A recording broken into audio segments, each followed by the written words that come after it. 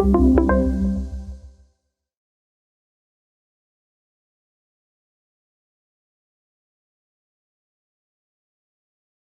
aim of the ADRIFT study was to look at a very specific question, which is after left atrial appendage closure, when we have a device in a large atrium, a fibrillant atrium, with blood stasis, what shall we do in terms of antithrombotic regimen? And this question has never been evaluated by randomized trials. So we have antithrombotic regimens tested in the big trials, but they have not been evaluated against other options. And this is what we have done in ADRIFT.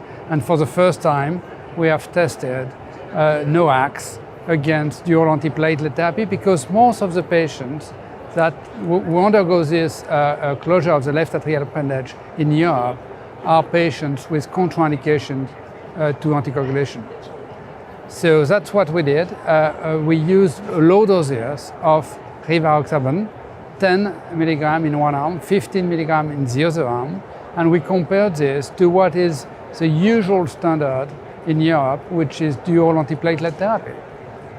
And we found that in this small study, rivaroxaban was able to control thrombin generation much better than dual antiplatelet therapy. And this was the primary endpoint of the study. We looked at other things, other markers that confirm what we had on thrombin generation, and we looked at clinical events. Of course, the study is too small to look at clinical events, but we had two device thrombosis. This is what we want to prevent.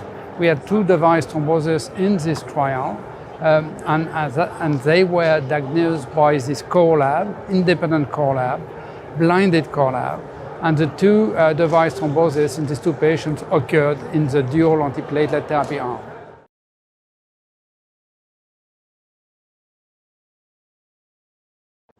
We had no significant difference between the two arms, rivaroxaban 10 and rivaroxaban 15, on the primary endpoint.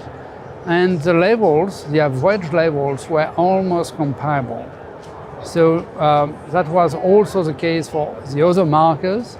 So actually these low doses performed well, but as well with 10 and 15 milligrams. So when you have a phase 2 study like this one, you tend to use the lowest dose as possible, which is effective for what you have selected. So I would think that 10 milligrams is fine.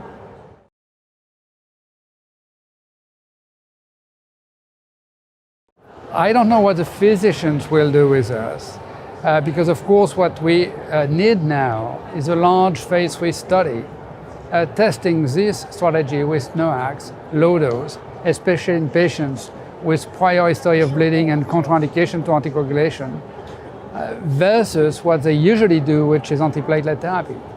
So I'm not aware of any big study going on. I hope one will be done, but this is a way to just promote this new strategy. What I think is that we see such an heterogeneity of treatments after left atrial appendage closure according to the presentation of these patients or prior history.